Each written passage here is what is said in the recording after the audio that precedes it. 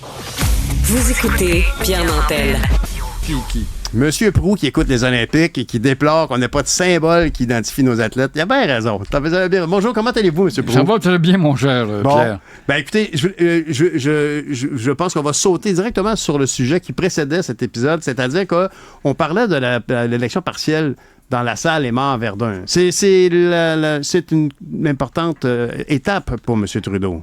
Parce que c'est un très beau comté qui a toujours été libéral. De temps à autre, il a passé une fois ou deux avec Brian Mulroney. Et cette complémentaire pour Justin et sa guillotine de dire ses adversaires. Je suis pas tout à fait certain encore. Il y a la tradition de Verdun où on change pas d'idée. C'est tellement colonisé, Verdun. Colonisé? Je te donne un exemple. Quel terme? Oh, là, je vous écoute. Quand j'étais jeune, je suivais pas la politique, mais quand j'ai écrit un peu et je me suis présenté en politique à la mairie de Verdun, j'ai eu du culot. Hein. Oh. J'avais vu dans les annales qu'il y avait un bon Canadien français colonisé. C'était nous autres, ça. Il avait fait faire son poster « Let's give a chance to a French Canadian ». Oh boy. OK. Hey, fait que c'est cette soumission-là que vous trouviez colonisée. Là. Ouais. Parce que c'est quand même pas une Mais ça se peut pas, c'est assez unique quand même. Puis en tant quelle année, là? Alors, dans les années 50, là, moi, j'ai vu ça. On n'est pas capable de s'affirmer dans ce temps-là. Là, non, en 60, on va commencer un peu. Give me a break. Il y a eu le maire Gariepi qui a été un gars extraordinaire. Vous avez comme un passé dans Verdun, vous, là. Oui, ça, c'était mon quartier d'enfance. Oui, puis j'habite encore là, en quelque sorte. Vous êtes allé alors là, Trudeau, il va goûter à sa guillotine de dire ses adversaires, mais je suis pas certain. Parce qu'il faut voir, et là, c'est l'hypocrisie du NPD, le grand parti socialiste, qui dit, après tout, on a étudié la sociologie de Verdun et Mort-la-Salle, et on devrait percer. Je rappelle au NPD que c'est un parti qui a un peu fait le trottoir avec le Parti libéral depuis que Trudeau a pris le pouvoir. C'est lui qui l'a maintenu en vie, sinon Trudeau aurait sauté il y a longtemps. Alors oui, mais c'est une zone de pauvreté. Mais les pauvres ont beau être pas tout à fait renseignés pour suivre la politique, mais j'espère qu'ils vont se souvenir que le NPD. Et là, je vois aussi que malheureusement, le Bloc et le chef est allé dans le comté hier, puis il dit on va travailler très fort, ça m'oblige à faire de la marche dans Verdun, bienvenue, félicitations. Et là, il y a un candidat qui s'appelle Louis-Philippe Sauvé, apparemment très connu, je le connais pas. Mais il n'y a pas encore une maudite pancarte du parti du Bloc. Alors que déjà, les poteaux sont inondés de pancartes. Bon, là, on a un témoignage vécu. Là. Vous êtes de Verdun, vous habitez dans ce coin-là, vous pouvez le dire. Il n'y a pas de pancarte du Bloc actuellement. Ça, c'est un étrange retard. Ils sont en retard. Ça a commencé lundi. Dès lundi, la candidate libérale qui s'appelle Palestini, elle va faire quoi? Qu'elle est palestinienne, peut-être? Avec un nom de ça doit être italien, ça. Ouais. Alors, grouillez-vous le Bloc si vous voulez vraiment récolter ou améliorer votre score. À tout le moins, si vous ne gagnez pas, améliorer votre score. Puis, mais dites-moi donc, le candidat Craig Sauvé, quand même, il faut reconnaître que c'est un gars du coin, il est conseiller municipal. Il y a une crédibilité quand même à se présenter dans son comté. Dans un rayonnement. C'est son parti qui lui nuit. Limité, ouais. C'est son parti qui lui nuit. Sa candidature est peut-être bonne, mais c'est son parti qui va le ralentir un peu. Ouais. On va se parler aussi de culture. La culture québécoise. Moi, ça m'a frappé. J'ai vu un tweet de Stéphane Venn. Hein? Puis Stéphane Venn n'a pas la langue dans sa poche. Non. On s'entend là-dessus.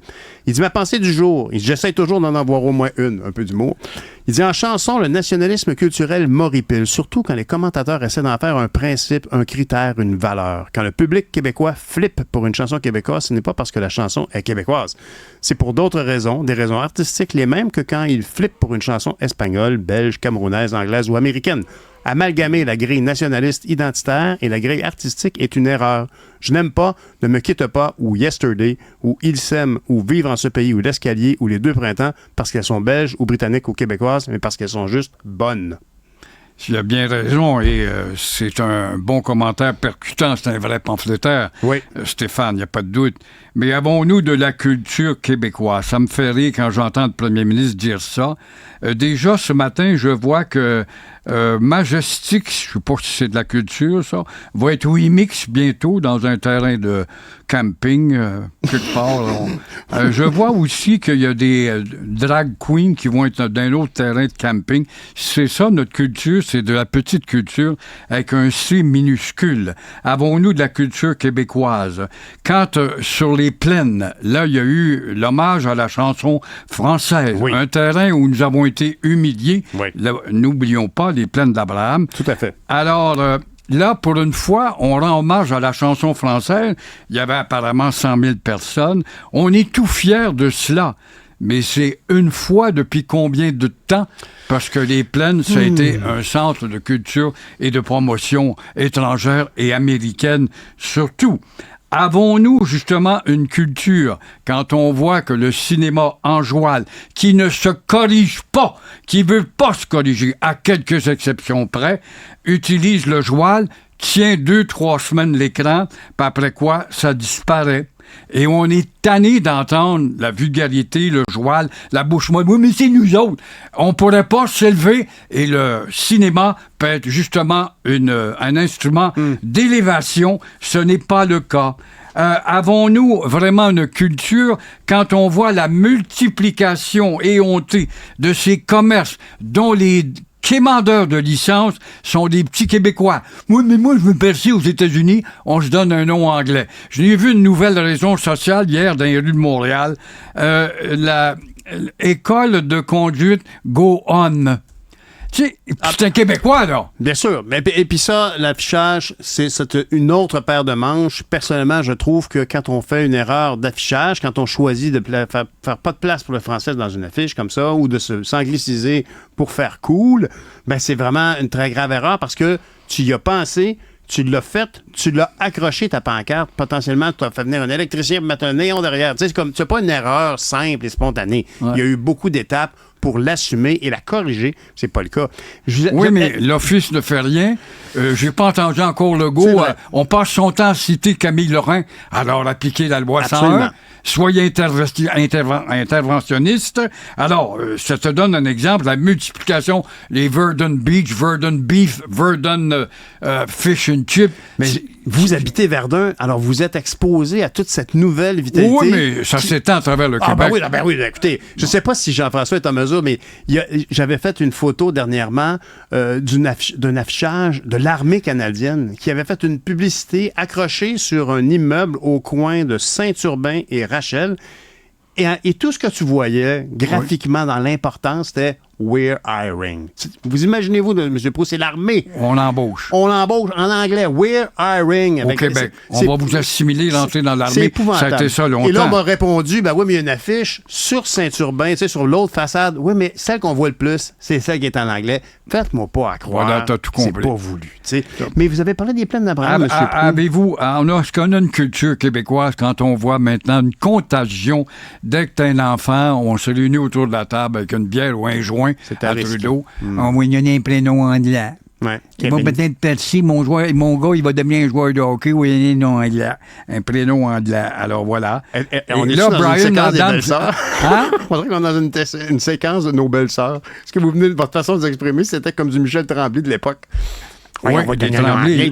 Il y en a 40 000 Tremblay, apparemment, au Québec. C'est beau quand même. Hein? C'est la plus grosse famille au Québec de la Nouvelle-France.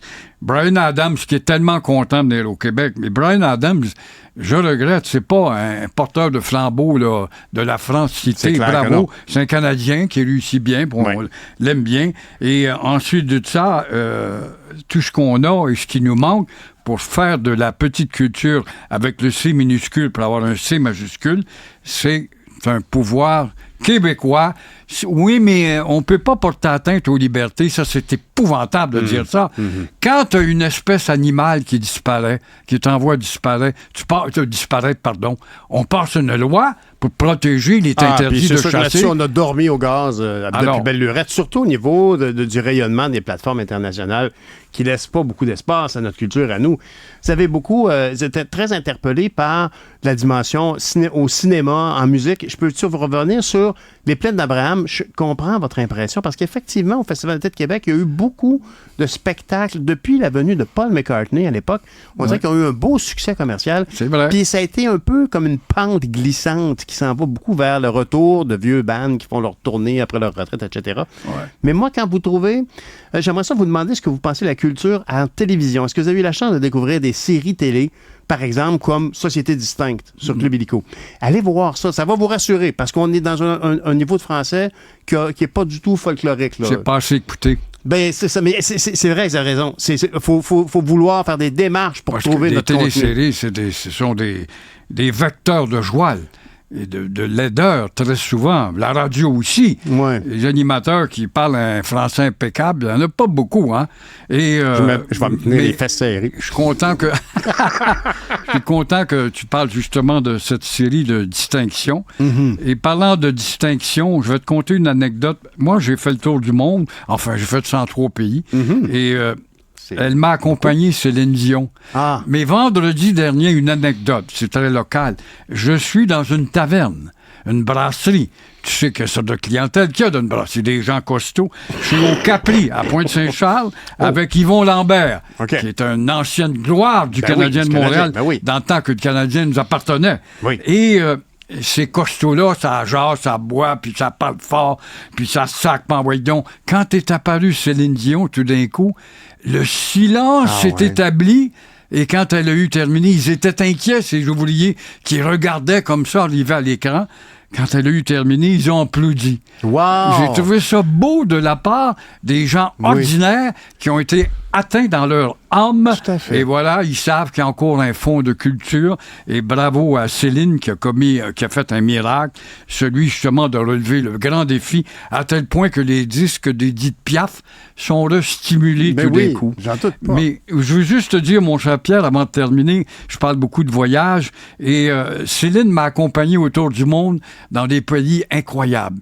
Je suis sur un bateau russe, un Noël 2000, un petit bateau russe, on a une centaine, toute une bande de hogs, ornithologues, anthropologues, Sociologues. démagogues, c'était moi le démagogue, bien sûr. Il se reconnaît, c'est bon, c'est bon! Mais les Russes, nous entendant parler québécois, sortent un CD, font jouer la voix de Céline Dion, dont la voix bondit sur les pans de parois. glace dans l'écho.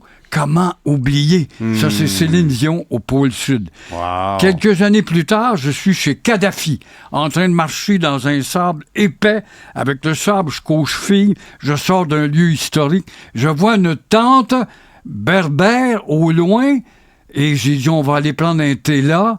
J'entends une musique, tout d'un coup, je rêve petit. C'était Jean-Jacques Goldman, une chanson de Céline Dion chez Kadhafi dans le désert. C'est Je magnifique, suis à Katmandou, une petite ruelle obscure. Dans le fin fond de la ruelle, il y a un petit commerce de vendeurs de disques.